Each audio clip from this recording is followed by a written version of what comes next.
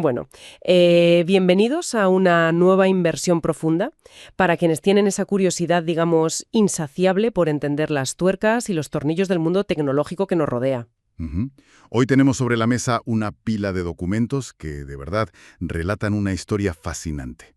Vamos a explorar un cruce de caminos muy particular, ese punto exacto donde una tradición analógica de más de un siglo, choca de frente con la era moderna de la tecnología barata y omnipresente. Exacto. Y el documento central que va a guiar nuestra charla hoy es un proyecto técnico. Está firmado por un operador llamado CX6AT para el grupo de actividad VHF y UHF.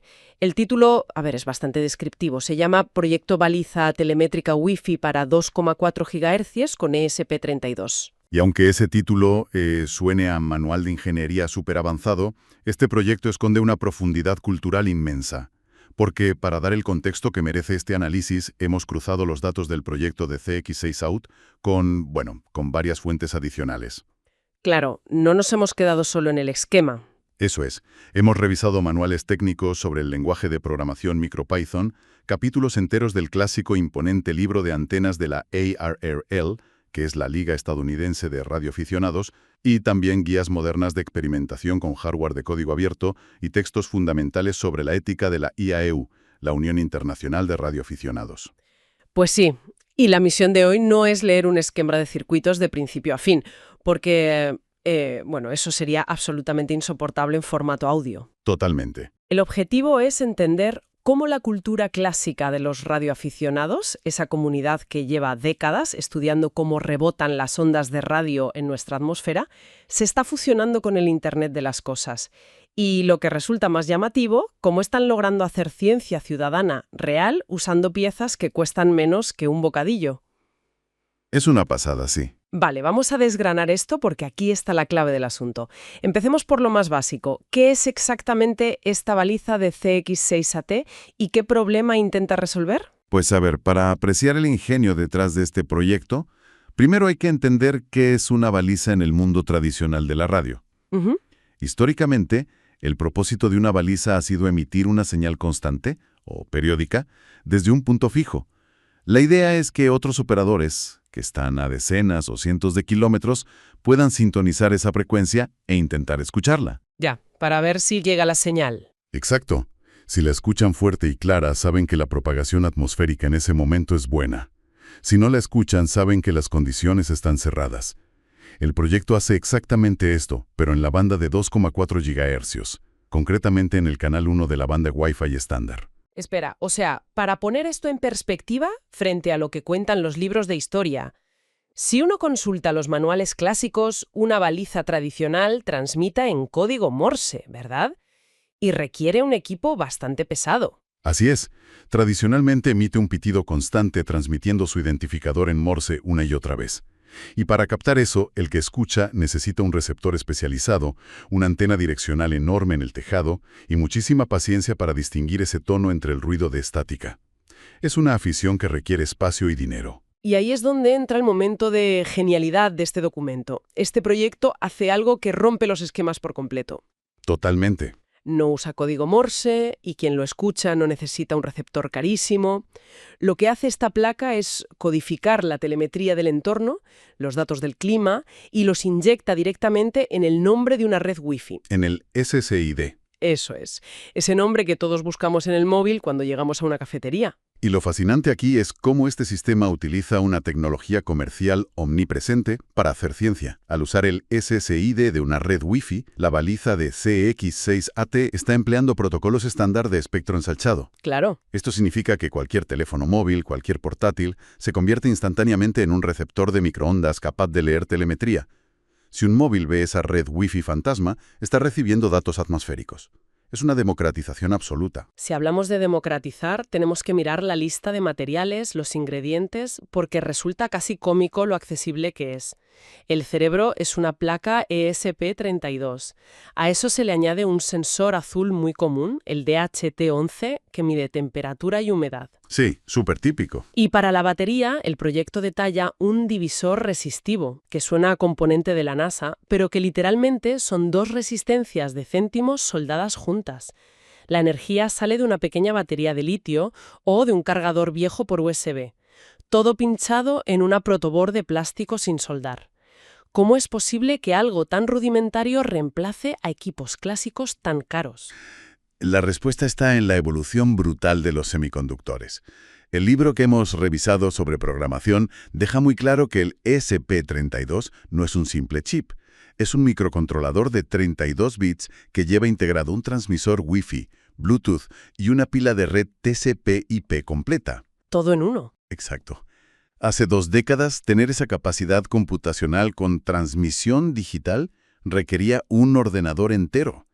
Hoy lo tienes en un componente del tamaño de un sello que cuesta un par de euros. Lo cual nos lleva a otro punto que destaca en los documentos, el software. Porque a menudo uno se imagina a un ingeniero tecleando código indescifrable en lenguaje ensamblador, peleando con la memoria. Ya, la típica imagen mental. Pero este proyecto está escrito en MicroPython. Cualquiera con un poco de Python básico puede leer el código y entender qué pasa. Pero, ¿cómo logras meter un lenguaje moderno, que suele consumir muchísimos recursos, en un chip tan minúsculo? Pues la historia detrás de MicroPython es una auténtica virguería técnica. Su creador original, Damien George, no es un simple programador, es un físico teórico. Cuando se planteó llevar Python a los microcontroladores, no lo hizo haciendo chapuzas para que el código cupiera, lo bordó con el rigor de una investigación académica. ¡Qué interesante! Reescribió por completo cómo el lenguaje gestiona la memoria. Logró que un entorno de alto nivel, que normalmente necesita megabytes de RAM, pudiera ejecutarse fluidamente en un entorno que solo dispone de unos pocos kilobytes. Gracias a esa base tan rigurosa, el código de la baliza es increíblemente robusto y fácil de leer. De hecho, la claridad de ese código es digna de mención. En los documentos no vemos secuencias crípticas. Hay bloques lógicos, que son como una receta de cocina, variables para el nombre de la red, para la contraseña, un identificador CX6AT y un parámetro de intervalo que dice cuántos segundos debe esperar entre transmisiones. Exacto, todo muy ordenado. Incluso ajusta la zona horaria con un offset de -3 correspondiente a Uruguay. Y hay una parte brillante donde literalmente le dicen al cerebro del chip que baje una marcha, reduciendo su velocidad a 80 MHz, una fracción de lo que puede hacer. Todo para exprimir al máximo la batería. Y esa eficiencia es vital si consideramos que el dispositivo está diseñado para colocarse en el exterior, en un tejado o en una colina.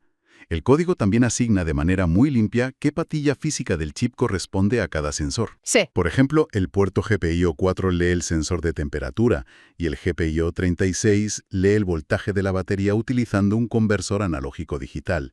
Y fíjate, le aplican una atenuación de 11 decibelios por software para no quemar el puerto, porque el chip opera a voltajes muy bajos. Un detalle súper elegante. Pero más allá de la configuración, lo interesante es cómo interactúa físicamente el dispositivo cuando está funcionando, considerando que no tiene pantalla ni teclado. Claro. Aquí es donde se pone realmente interesante, al describir cómo se comunica. La única forma que tiene el creador de saber qué está pensando la máquina es a través de un pequeño LED azul integrado en la placa. El documento describe una coreografía visual muy específica. El LED actúa como el latido de un monitor de hospital. Es un lenguaje visual súper depurado. Al encenderse, el sistema da 3 destellos rápidos para confirmar que tiene corriente. Luego, hace algo fundamental. Busca la red Wi-Fi de la casa del operador y se conecta, pero solo por un instante. ¿Ya? Su único objetivo es contactar con un servidor NTP, un protocolo de tiempo, y descargar la hora oficial exacta a nivel mundial. El LED da 2 parpadeos si el Wi-Fi va bien, y 5 rápidos si logra sincronizar el reloj con éxito. Y una vez que tiene la hora exacta, corta la conexión con el router de casa. Se acabó. Ya no necesita internet para nada. A partir de ahí, entra en su rutina de trabajo, su bucle principal, lee la temperatura y humedad exterior del DH11. Eso es. Revisa su propio sensor Hall magnético interno, comprueba si su procesador se está calentando, mide el voltaje de la batería, anota la fuerza de su propia señal RSSI y hasta revisa cuánta memoria RAM tiene libre. Recoge todo eso y lo comprime. Exactamente. El protocolo Wi-Fi establece que el nombre de una red, el SSID, no puede tener más de 32 caracteres. Es un espacio limitadísimo. Muy poco. Así que el software empaqueta magistralmente toda esa telemetría en una cadena de texto ultracompacta. Crea ese punto de acceso fantasma, nadie puede navegar a través de él, pero cualquiera que pase cerca verá una red que se llama CQCX6AT, seguida de la fecha, la hora, los grados de temperatura, el porcentaje de humedad y el voltaje. Y si hay algún error, si falla la sincronización, por ejemplo, el LED da un parpadeo largo y el sistema se reinicia solo. Exacto, es totalmente autónomo. Se enciende un segundo para emitir la red y luego se desactiva y duerme 10 segundos, dando un parpadeíto cada 2 segundos para decir sigo vivo. Ahí es donde yo me paraba a pensar un poco. Queda claro que es un alarde de programación exprimir datos en un estándar que no fue diseñado para eso. Pero la pregunta es, ¿para qué queremos esa información empaquetada en una red Wi-Fi fantasma que dura encendida un segundo? ¿Qué se hace con esos datos en la práctica? Y aquí es donde la informática pura se encuentra de nuevo con la física de propagación, que es el objetivo final de este grupo de VHF y UHF. La banda de 2,4 GHz no es un capricho. Interactúa de manera muy particular con la atmósfera. Es muy cercana a la resonancia del agua.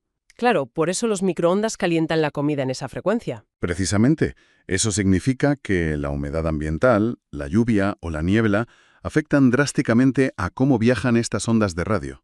O sea que tener un sensor de humedad pegado a la antena de transmisión no es un añadido estético para ver qué tiempo hace. No, ¿qué va? Es un dato físico crítico para entender por qué la señal llega más lejos o más cerca en un día concreto. Es totalmente crítico.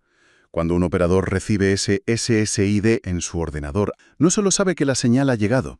Al leer el nombre de la red, sabe exactamente la temperatura y la humedad que había en el punto de origen en ese segundo exacto.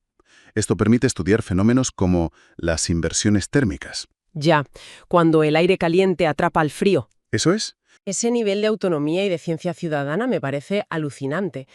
Actúa como un puente.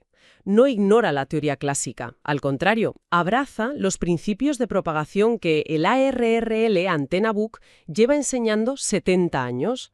Pero decide medir esos fenómenos usando un microcontrolador moderno.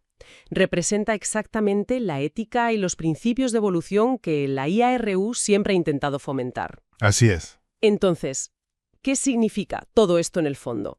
Esa es la lectura clave. La física de las microondas no ha cambiado. Lo que ha cambiado radicalmente es la barrera de entrada. Proyectos como este demuestran que el espíritu genuino de la invención no reside en el precio del equipo, reside en la curiosidad. En mirar un estándar cerrado como el protocolo Wi-Fi de una manera lateral y preguntarse cómo se puede retorcer para extraer datos del mundo físico. Es un cambio de paradigma total. Hemos recorrido un trayecto denso hoy, desde las líneas limpias del código MicroPython, pasando por el diseño de una red Wi-Fi fantasma que late cada 10 segundos, hasta la física atmosférica, que permite que esos datos viajen, y claro, el choque cultural que estas tecnologías provocan. Y este recorrido, la verdad, plantea una pregunta importante para reflexionar, mucho más allá de las antenas. Hoy hemos visto cómo se puede utilizar una placa baratísima para manipular creativamente el nombre de una red Wi-Fi, transformando una simple etiqueta en un canal de transmisión de datos meteorológicos a través del aire. Todo aprovechando una infraestructura inalámbrica que ya existe. Dándole un uso para el que jamás fue concebida. Precisamente. Así que la pregunta que queda flotando es, ¿qué otras infraestructuras tecnológicas cotidianas, de esas que damos por sentadas y usamos a diario sin pensar, podrían ser reimaginadas de forma creativa para revelar información invisible sobre nuestro entorno físico? Si un simple identificador SSID puede convertirse en un parte meteorológico, ¿qué otros canales invisibles están operando a nuestro alrededor, esperando ser reutilizados por una mente curiosa? Una perspectiva espectacular para dejarla resonando. Definitivamente, la lista de redes Wi-Fi en el teléfono ya no parece solo una lista de routers domésticos. Parece un lienzo lleno de posibilidades ocultas. La clave está en mantener la curiosidad alta y seguir cuestionando cómo funciona la tecnología que nos rodea. Muchísimas gracias a quienes prestan sus oídos a este tipo de exploración técnica. El laboratorio queda abierto hasta la próxima. Nos escuchamos pronto.